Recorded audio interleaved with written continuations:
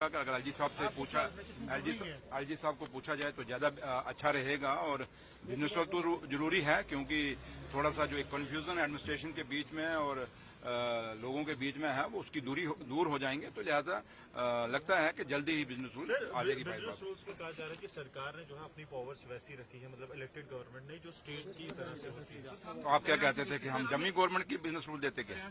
आप क्या चाहते थे? इसलिए जहां तक ताल्लुक है बिजनेस रूल हमने अपने लिए नहीं रखा, ये लोगों के कामों के लिए।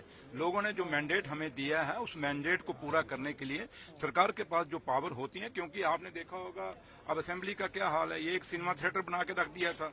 आज देखिए माइक्स की हालत क्या है, चलते ही नहीं है। तो इसलिए ये जम्मू कश्मीर का असेंबली है और यहाँ पे आपने और हम नहीं कह रहे, आपने देखा होगा भारतीय जनता पार्टी के ऑनरेबल एमएलए हैं वो भी ये बात कहते हैं कि जो पावर्स हैं सरकार के पास, क्योंकि सरकार के पास पहले एमएलए के पास होंगी तो ऑटोमेटिक सरकार के पास होंगी। इसलिए पावर ये जरूरी नहीं कि हमें चाहिए, ये पूरी जो लोग भी जीत के आए हैं उनको पावर चाहिए, क्योंकि उनके पास एक मैंडेट है। लोगों का जो काम, जिस मैंडेट के लिए जो मैंडेट लोगों ने दिया है हम लोगों को, वो काम हमने पूरे करने हैं, वो वादे पूरे करने हैं। इसलिए उसके लिए बिजनेस रूल का बहुत जरूरी है। बीजेपी ने डिस्क्रिमिनेशन की बात की परसों, अगर आपने देखा होगा उन्होंने पवन गुप्ता ने फिगर्स भी दिखाए, उन्होंने कहा कि जम्मू के साथ डिस्क्रिमिनेशन हो रहा है। देखिए जम्मू के साथ अगर डिस्क्रिमिनेशन की बात करते हैं तो जब पवन गुप्ता जी खुद मिनिस्टर थे और एमओएस फाइनेंस से 2015 में, तो उनको पूछिए आपके दौर की लिस्टें निकाल के देखें। लेकिन जहां तक नेशनल कॉन्फ्रेंस का ताल्लुक है, नेशनल कॉन्फ्रेंस के कायद और लीडर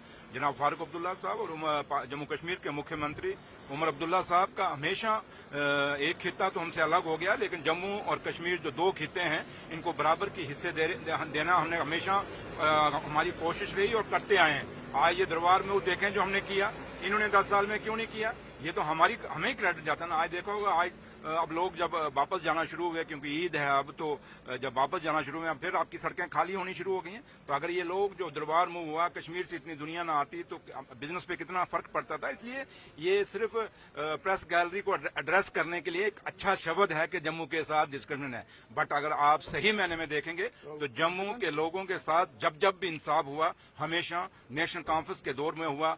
नेशनल कॉन्फ्रेंस की गवर्नमेंट जो बनी हमेशा उसके दौर में इंसाफ हुआ, उससे पहले मीरवाइज की उमर साहब के साथ या पॉलिटिकल डिफरेंसेस हैं, तो इसलिए उमर साहब ने डेलिबरेटली किया है, ये अपोजिशन भी कह रही हो। यार क्या सवाल आप समीत साहब, आप सीनियर जर्नलिस्ट हैं, क्या करते हो आप? चाहते हो कि मैं कोई ऐसा दे दूं आपको तो फिर शाम को चले थे बस, तो वो मिलने वाला मेरे से नहीं है। तो लिहाजा उमर साहब की, और क्योंकि मौलवी उमर साहब और उमर साहब ये हम सब जम्मू कश्मीर के रहने वाले हैं और हमारे भाईचारे जम्मू कश्मीर की मिसाल रही है। इसलिए जम्मू कश्मीर में हमारे चाहे बीजेपी के लोग हैं, बेशक हमारे टकराव होते हैं, लेकिन इसका मतलब थोड़ा कि रिश्ते खत्म हो जाते हैं। इसलिए रिश्ते कभी खत्म नहीं होते। और कोई आज तक इतिहास रहा है जम्मू कश्मीर की कोई भी सरकार रहे हो, किसी भी टारगेट करके किसी को कभी उसके ऊपर कोई ऐसा काम नहीं किया जिससे उसको नुकसान हो।